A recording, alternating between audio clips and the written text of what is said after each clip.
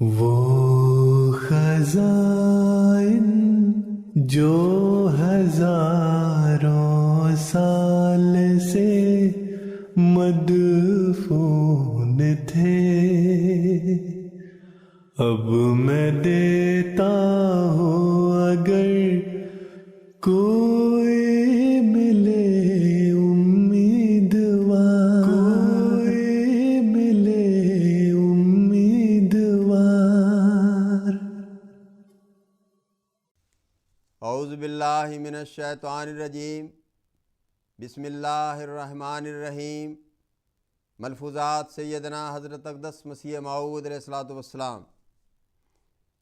قرآن مجید کے ہوتے ہوئے ایک مصلح کی ضرورت، کیا خدا کی طرف سے کسی کے آنے کی ضرورت کا ایک یہی باعث ہے کہ قرآن شریف محرف مبدل ہو؟ اور علاوہ بریں قرآن شریف کی معنوی تحریف تو کی جاتی ہے، جبکہ اس میں لکھا ہے کہ مسیح مر گیا، اور یہ لوگ کہتے ہیں کہ وہ زندہ آسمان پر چڑھ گیا۔ اور تحریف کیا ہوتی ہے؟ یہ لوگ تحریف تو کر رہے ہیں، اور پھر مسلمانوں کی عملی حالت بہت ہی خراب ہو رہی ہے۔ نیچریوں ہی کو دیکھو، انہوں نے کیا چھوڑا ہے؟ بہشت دوزخ کے وہ قائل نہیں، ملائکہ کے وہ قائل نہیں، وحی اور دعا اور معجزات کے وہ منکر ہیں۔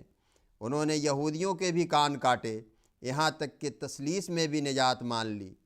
یہ حالت ہو چکی ہے، اور پھر کہتے ہیں کہ کسی آنے والے کی ضرورت نہیں۔ تعجب کی بات ہے کہ دنیا تو گناہ سے بھر گئی ہے، مگر ان کی حالت ایسی مسخ ہوئی ہے کہ وہ محسوس ہی نہیں کرتے کہ کسی مصلح کی بھی ضرورت ہے۔ مگر عنقریب وقت آتا ہے کہ خدا تعالیٰ ان کو معلوم کرائے گا، اور اس کے غضب کا ہاتھ اب نکلتا آتا ہے۔ زمانہ تو ایسا تھا کہ رو رو کر راتیں کاٹتے، مگر ان کی اس شوخی سے معلوم ہوتا ہے کہ بڑے ہی بدبخت ہیں۔ گناہ سے بچنے کا ذریعہ، حضور فرماتے ہیں گناہ سے بچنے کے لیے ضروری ہے کہ خدا کا خوف دل پر ہو، اور جب خدا چاہتا ہے تو اپنا خوف ڈال دیتا ہے۔ محبت بھی ایک ذریعہ گناہ سے بچنے کا ہے، مگر یہ بہت اعلیٰ مقام ہے۔ مگر خوف ایک عام ذریعہ ہے جس سے جوان بھی ڈر جاتا ہے، خصوصاً ان دنوں میں۔ بلکہ بعض طبیبوں کا قول ہے کہ جوانوں کو بڈھوں کی نسبت طاعون کا زیادہ خطرہ ہے، کیونکہ خون میں زیادہ جوش ہوتا ہے۔ پس یہ دن جن کو خدا کے قہر کے دن کہے جاتے ہیں، دراصل خدا کے رحم کے دن ہیں، کیونکہ انسان کو بیدار کرنے والے اور غفلت کی زندگی سے نکالنے والے ہیں۔ چونکہ لوگ غفلت اور گناہ سے باز نہ آتے تھے، خدا نے اپنے ہاتھ کی چمکار دکھائی۔ یقیناً یاد رکھو کہ اب دن برے آتے جاتے ہیں، جیسا کہ سب نبیوں نے خبر دی تھی۔ خدا نے اپنا پاک کلام مجھ پر یہی بھیجا ہے کہ اب عقوبت کے دن آتے جاتے ہیں۔ جو اس وقت دعا کرے گا اور زور لگائے گا کہ نمازوں میں اس کو رونا آئے اور اس کا دل نرم ہو جائے، اللہ تعالیٰ اس پر رحم کرے گا۔ جبکہ شدت عذاب ہو اور اس وقت ڈرنے لگتا ہے، تو پھر شریر اور حق شناس میں کیا فرق ہوا؟ غرض اس وقت کے تعلقات جو خدا سے قائم کرو گے وہ کام آئیں گے۔ کیا اچھا کہا ہے حافظ نے، چو کار عمر نہ پیدست باریاں اولا، کہ روز واقعہ پیشے نگارے خود باشیں۔ یعنی جب عمر کا معاملہ پوشیدہ ہے تو بہتر ہے کہ وہ موت کے آنے کے دن محبوب سامنے نہ ہو۔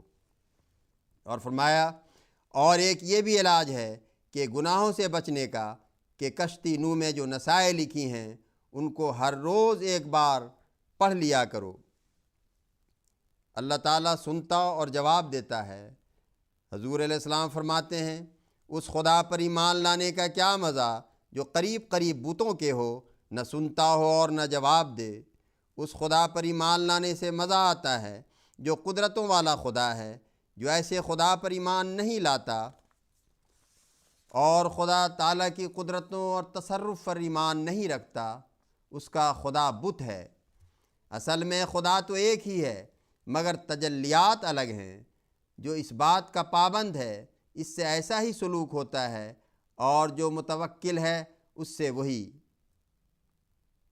اگر خدا ایسا ہی کمزور ہوتا تو پھر نبیوں سے بڑھ کر کوئی ناکام نہ ہوتا، کیونکہ وہ اسباب پرست نہ تھے بلکہ خدا پرست اور متوکل تھے۔